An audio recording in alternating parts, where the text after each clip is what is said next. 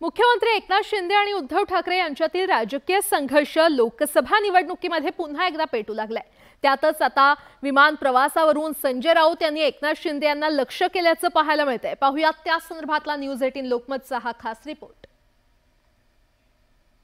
विमानातून प्रवास, राऊतांचा प्रहार, शिंदेंच्या सभेवरून आरोप प्रत्यारोप, संजय राऊत यांचे एकनाथ शिंदेंवर वार, शिरसाट यांचा राऊतांवर पलटवार।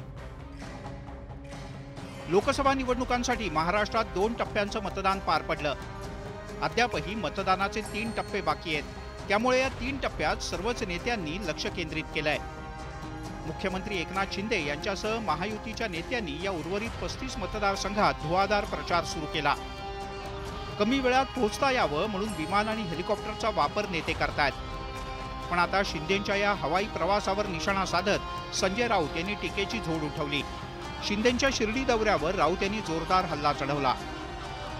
लोक म्हणतात विमानातून बरंच काही सामान आलं, वेगळ्या पद्धतीचं प्रचार साहित्य, असं तिथे फार चर्चा होती। निवडणूक आयोग काय करतोय, निरीक्षक काय करतायत, त्यांची सगळी मदार ही पैसे वाटपावर, मतांवर नाही, प्रचारावर नाही, विचारांवर नाही। त्याच्यामुळे जाहीरनामा करून त्यांना जाहीरनामा कळतो का? संजय राऊत यांच्या या टीकेनंतर शिंदेंचे सहकारी तरी शांत कसे राहणार? शिवसेनेचे प्रवक्ते असलेले आमदार संजय शिरसाट यांनी राऊत यांच्यावर जोरदार पलटवार केलाय। काही लोकांना याच्यात सुद्धा आक्षेप आहे। त्यांना असं वाटतं की साईच्या चरणी जायचं नाही। खरं तर ही अवलाद जी आहे यांनी आम्ही साईबाबाला मानतो, महाराष्ट्रातील जनता मानते। जर तुम्हाला मानायचं नसेल तर मानू नका, परंतु त्या पवित्र स्थानाचं असा अपमान करू नका।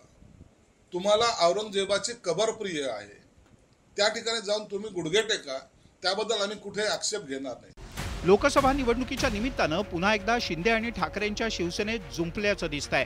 प्रचार सभांमध्ये एकमेकांवर आसूड ओढणारे नेते प्रचार सभांच्या व्यतिरिक्त सुद्धा एकमेकांना लक्ष्य करतायत। त्यामुळे दोन्ही शिवसेनेतल्या या सामन्यात पुढे काय होतं याकडे सगळ्यांचं लक्ष लागलंय। Bureau report, news 18 Lokmat.